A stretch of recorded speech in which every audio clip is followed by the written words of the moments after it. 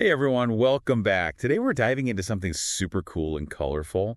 We're going to be taking a deep dive into acrylic pouring. Acrylic pouring, yeah. I actually have this text here that's all about why it's supposedly this amazing art form. It's got Yeah. me pretty intrigued. I gotta say, it's really taken the art world by storm. Have you ever, tried it?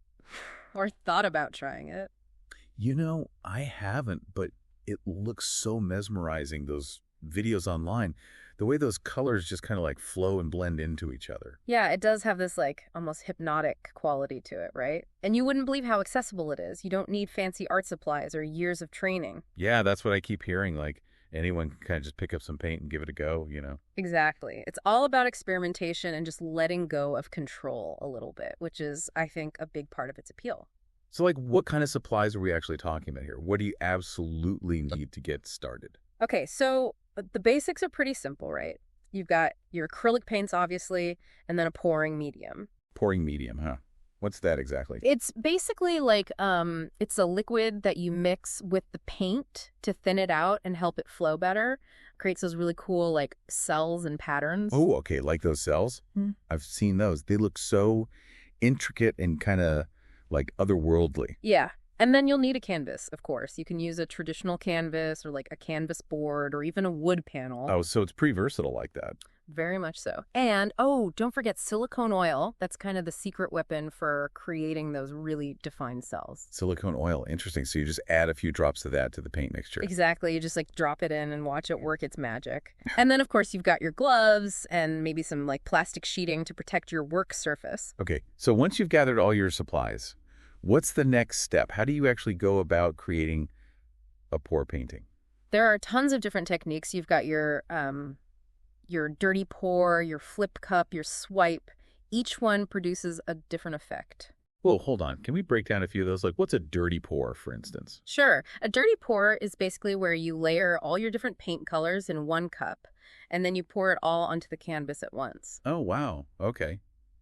Sounds kind of messy, but in a good way. Definitely. And then you've got the flip cup, where you flip the cup with the layered paint onto the canvas, and then slowly lift it up. So you're letting the paint ooze out from under the cup. Precisely. And that creates these really organic and unpredictable patterns. It's pretty amazing to watch.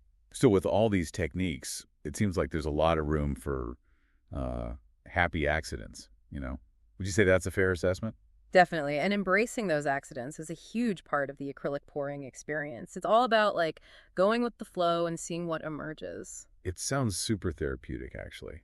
A great way to just kind of let go of stress and be in the moment. Exactly. And I think that's one of the reasons why it's become so popular. It's just a really relaxing and mindful activity. And the results are so unique.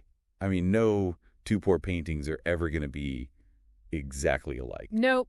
That's part of the beauty of it. It's creating your own little abstract universe on canvas. I also love that there's this whole online community surrounding acrylic pouring.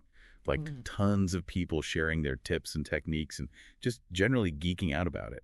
Absolutely. The online community is amazing. It's a great place to find inspiration, troubleshoot problems, and just connect with other people who are as passionate about this art form as you are. It really speaks to how accessible and kind of welcoming this art form is. Anyone can feel like they can be a part of it. And I think that's something really special. It's art for everyone, no matter your skill level or background. So it sounds like if you're looking for a fun, creative outlet that's also super relaxing and maybe a little bit addictive, then acrylic pouring might be the perfect thing for you. Give it a shot. You never know what you might create. And hey, share your creations with us. We'd love to see what you come up with. Until next time, happy pouring.